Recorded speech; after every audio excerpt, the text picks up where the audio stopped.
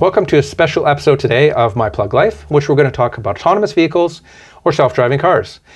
Now, there's a lot of information, a lot of money being thrown around on this, and there's a lot of rumor and speculation. This is the next big topic for people in the automotive industry that they're working towards. So let's start off with a little bit of history and find out where we've come. So first of all, in the 1920s, they started working on autonomous vehicles. Now, this, of course, was after our previous autonomous vehicle, which was a horse who had its own brain, didn't do what we wanted to. So, we decided to apply that same thing to a car. Unfortunately, it doesn't work that way. So when they started doing this, they had what they called a phantom auto, which would receive messages with a telegraph key and a spherical antenna. And in some cases, I've heard there's a wire that was attached. So this vehicle would move by itself, but there'd be a person behind in a chase vehicle that would remotely control the right turn, the left turn, flashing the lights, honking the horn, what have you. They actually tested this in 37 of the 48 states. It was a big deal to come see this car. The next semi-autonomous vehicle, though, was in 1977 by Japan's Tsushima Mechanical Engineering Laboratory, which used mark streets that were interpreted by two cameras and an analog computer on the car. So it could drive up to 30 kilometers an hour, but it was an elevated rail. At least there's a little bit of a computer brain behind this as opposed to somebody else driving, so that's a step in the right direction, but that's 50 years difference. So moving on, one of the first autonomous vehicles appeared in the 80s by Carnegie Mellon University and their Navi lab. And in 1995, they wanted to show it off, so they took a Pontiac Transport minivan from Pittsburgh to San Diego on a trip dubbed No Hands Across America. They drove all but 50 of the 2,850 miles, averaging 50 miles an hour. Now, this was the record up till 2015, where Delphi drove an Audi 3,400 miles on a self-driving mode 99% of the trip. This is a big step in the right direction, but it's highway only.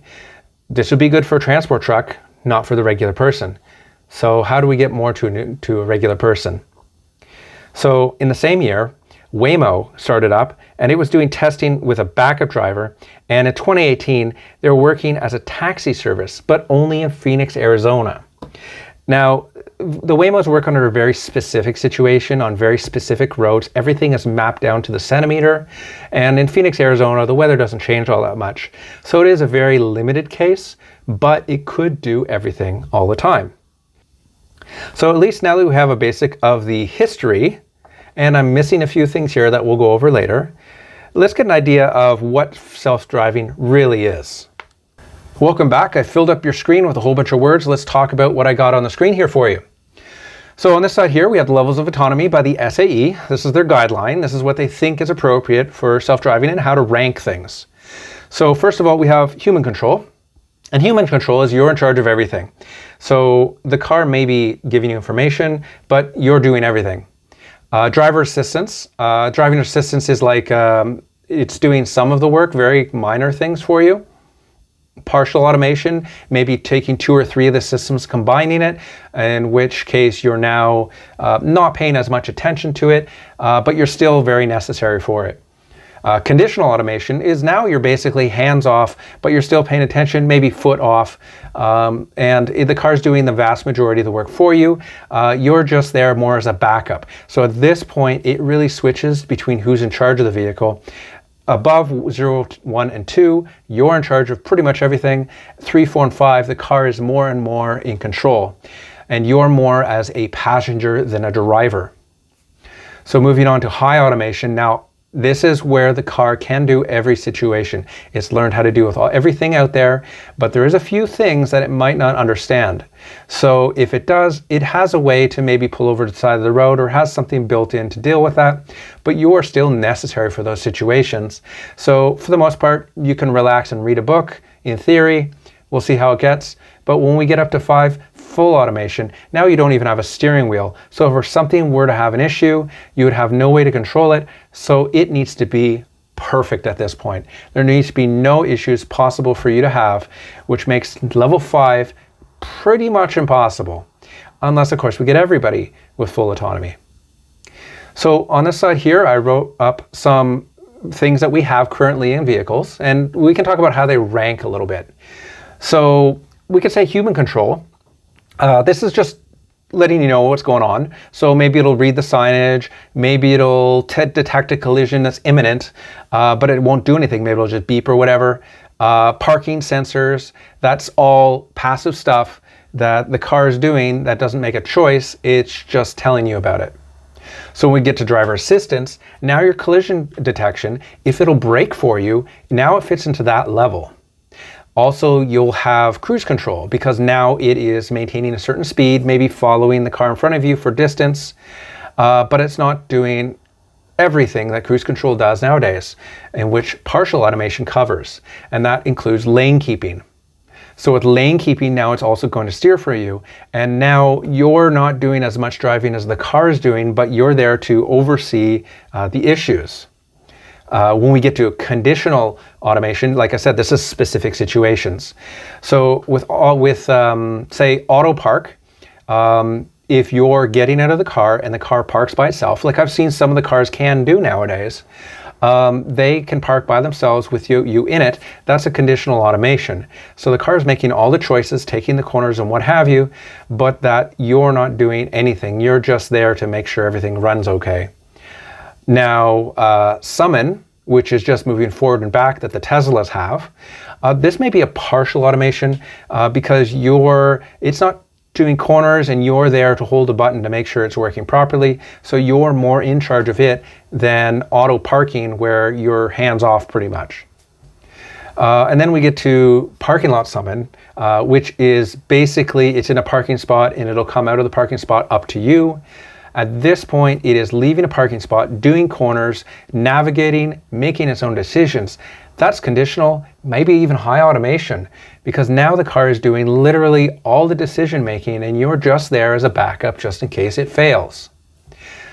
Now, we can describe these as the levels of autonomy, but the cars also have a level of autonomy that they vaguely describe them as.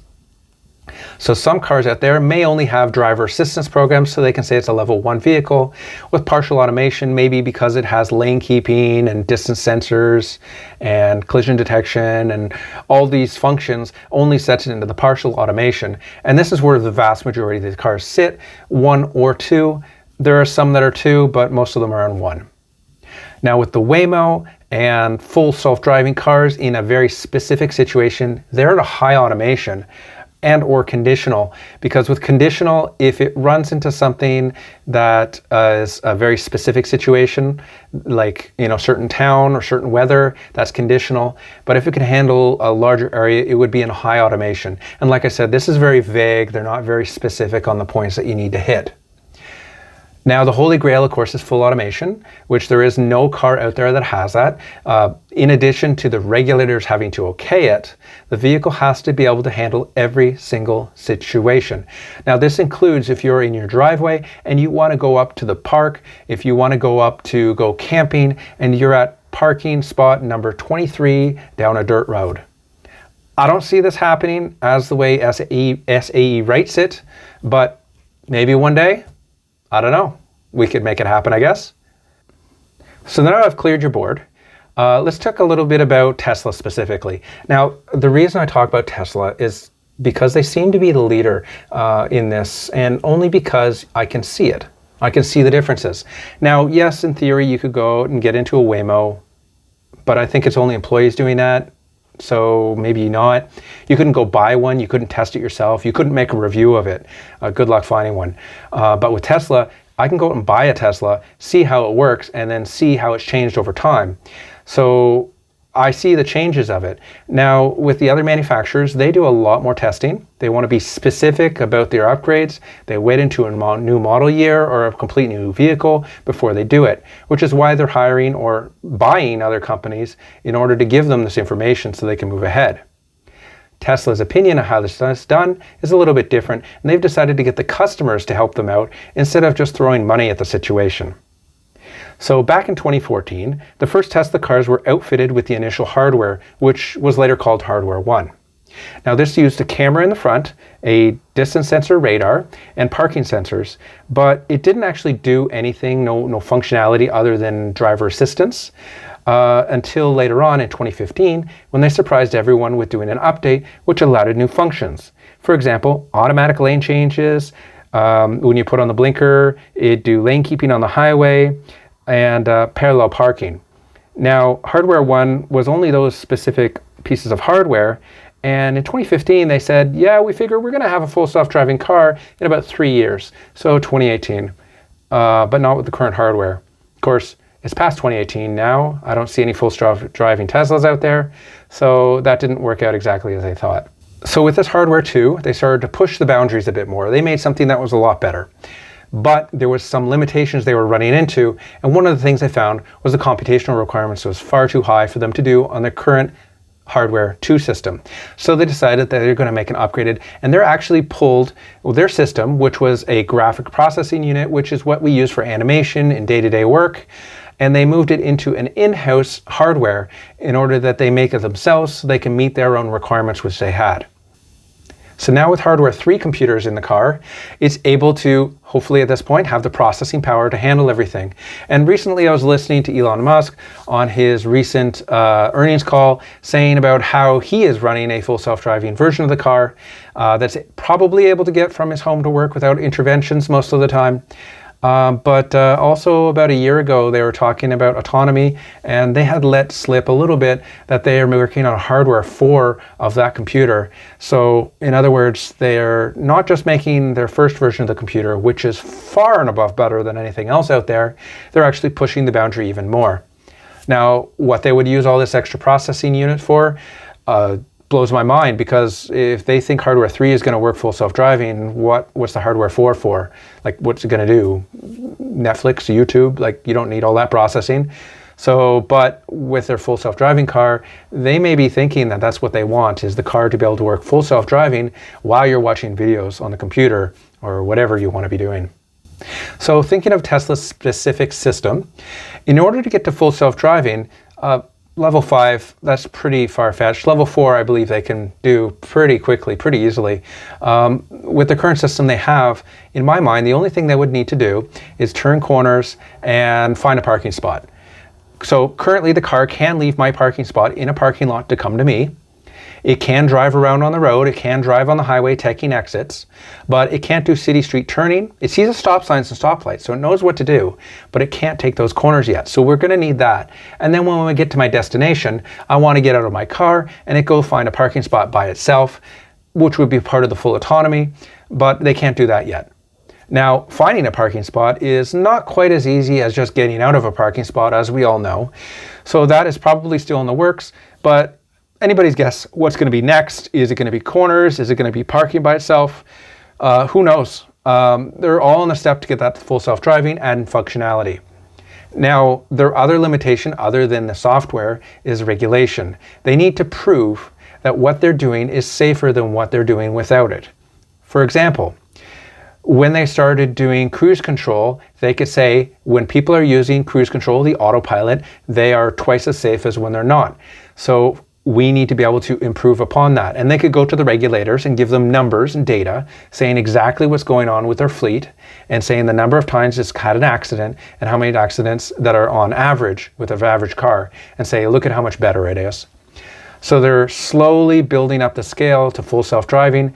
And since they're the only one really that are rolling this out over the world, they're breaking all the new ground that nobody else is, which is going to help everybody else out in the long run. Even if they don't make full autonomy by themselves, they've certainly helped push everybody towards that. Now, I don't see myself needing full self-driving, mostly because I'm a little scared of what it's going to be like when it comes out. But after a bit of experience and use, this will probably be something that I can't live without. But it's hard to imagine right now. And I've done a few uses of SmartSum in the parking lot where it drives out by itself. And as it drives by some people notice, some people don't, that there's no driver in it. But a lot of the time I get people looking around going, where's the driver? Are you controlling that car? Or even going, oh my gosh, this is a self-driving car. Now, this is just with the ability to move around the parking lot.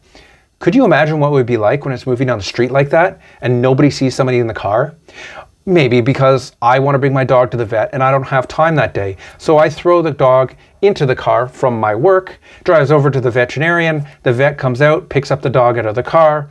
When he's done, he calls me up after throwing the dog back in, and it comes back to my work so I can take him home with me at the end of the day.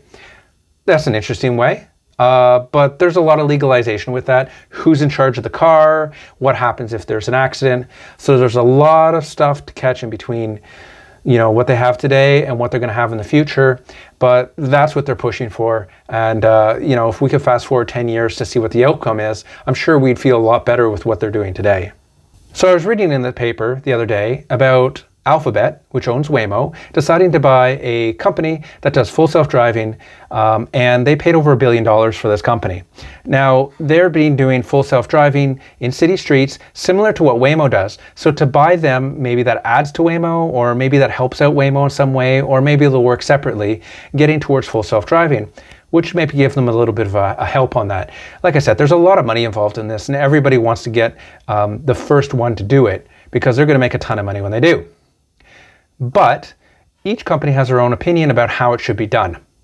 The majority of them are looking at a LiDAR system. So you use parking sensors, radar, cameras, and you use a LiDAR system, which is sort of like bouncing light rays off things invisible to our eyes, in order to get an idea of distance to help out. And this is like another level on top of that, an extra safety level.